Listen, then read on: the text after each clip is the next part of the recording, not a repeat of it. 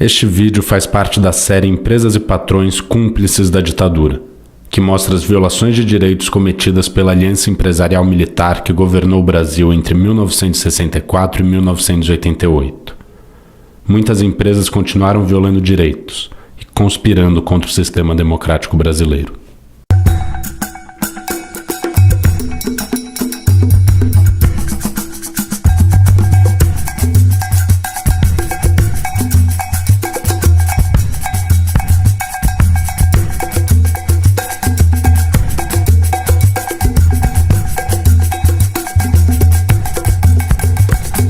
Fundada nos anos 20 em Pelotas, no Rio Grande do Sul, a Josapar é uma das principais produtoras de alimentos do país.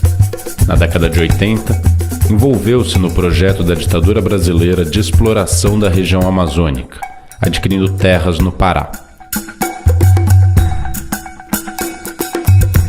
Grilagem de terras, aliciamento de pistoleiros para a formação de uma milícia privada, expulsão de indígenas quilombolas e poceiros, violência e terror contra camponeses, em associação com os órgãos de repressão do Estado brasileiro, são ações que se seguiram à chegada da Josapar na região.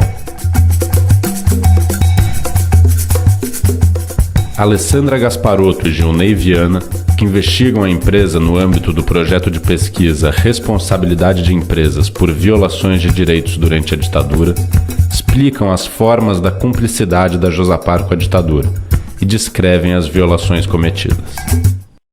A Josapar é uma empresa sediada no Rio Grande do Sul e se destaca como uma das principais produtoras de gêneros alimentícios do país. Ela é bastante conhecida pela produção do arroz Tio João. Ela foi fundada nos anos 20 pelo Joaquim Oliveira, em Pelotas, também no Rio Grande do Sul. Surgiu como uma empresa, como um armazém de secos e molhados e acabou se expandindo então a partir da criação de gado e da produção de arroz. Em 1980, junto com o Banco Denasa de Investimentos, a Josapar adquiriu a Companhia de Desenvolvimento Comercial, Industrial e Mineral do Pará, em uma área de terras onde viviam centenas de famílias de poceiros, de poceiras, de agricultores, agricultoras, e era uma área que tinha uma série de denúncias de grilagem. Nessa localidade, na região do Guamá, no Pará, a empresa enfrenta uma resistência muito grande desses poceiros e poceiras e se envolve em uma série de conflitos. Então é justamente a partir desses conflitos que essa população do campo ela vai ser vítima de uma série de violações de direitos humanos, tanto por parte da empresa como de agentes do Estado. Sobre os indícios de cumplicidade da empresa com a ditadura, é preciso considerar que os investimentos da Josapar, eles estavam inseridos nesse projeto de exploração da região amazônica e de modernização conservadora da ditadura. Então, a partir do momento que a empresa adquire os passivos da antiga Sidapar e se depara com uma resistência da população do campo que vivia na região, ela primeiro cria uma milícia privada formada por pistoleiros que aterrorizavam aquela população.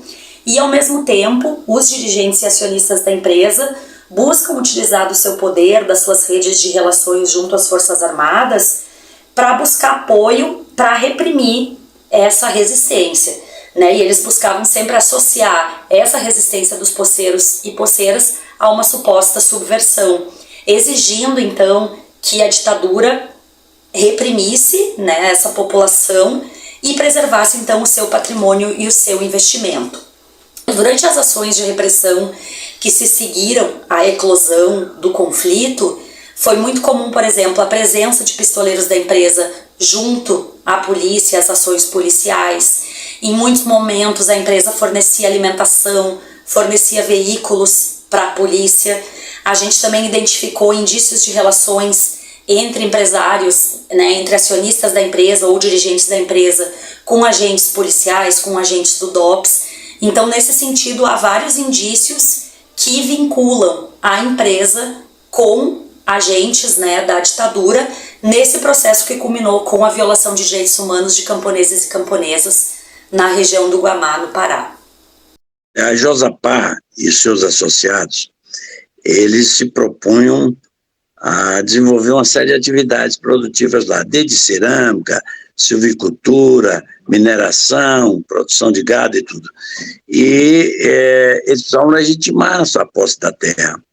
Então, eles tinham uma parceria muito grande com o Estado, que, de uma certa forma, incentivou a que eles assumissem essas terras que eram duvidosas e que depois se confirmou que eram griladas. Segundo benefício, as empresas, particularmente a principal, que era a Sidapar e depois a Propará, elas eram beneficiadas por incentivo da Sudã. Então, eles faziam parte daquele projeto da ditadura de levar o capital ao campo. E terceiro, elas se valiam de relações políticas para validar as suas concessões de minas, que foram herdadas de outras empresas. Então, estava tudo imbricado em interesses econômicos e a repressão que lhes dava sustentação. A nossa pesquisa, ela indica um grau de violação de direitos humanos da população em geral. Quanto aos trabalhadores da empresa ou das empresas, a pesquisa ainda é muito rudimentar, mas tem uma suspeição de que eles contratavam trabalhadores sem informação devida do conflito e jogavam na linha de frente do conflito, o que eles expunha riscos de morte e de trabalho insalubre. Segunda coisa é que a empresa precisava limpar, segundo a sua visão, limpar o terreno para poder fazer sua exploração e vender, inclusive, terras. E, para isso, eles encadearam a repressão privada e depois associada a pistoleiros e associada à polícia militar para desalojar os familiares. Então, atingiu inicialmente os povos indígenas, particularmente os Tembé, e onde já existia uma certa ocupação de terra também. Eles fizeram um acordo em distrato, em prejuízo dos indígenas, cujas terras foram diminuídas radicalmente.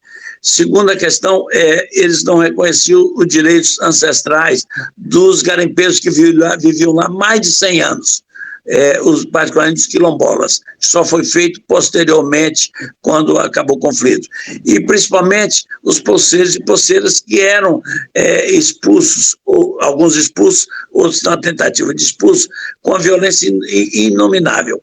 Desde estupro das pessoas, das mulheres, violência contra crianças, assassinato de lideranças especificamente, e também um terror contra a população.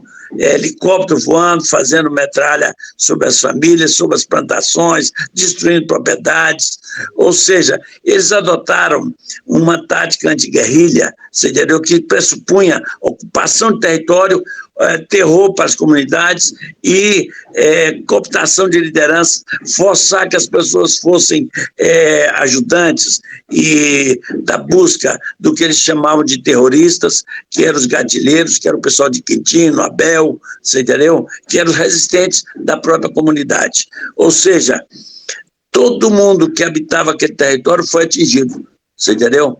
E isso mostra que no campo as categorias atingidas são muito diversas quando uma empresa parte para a violência armada.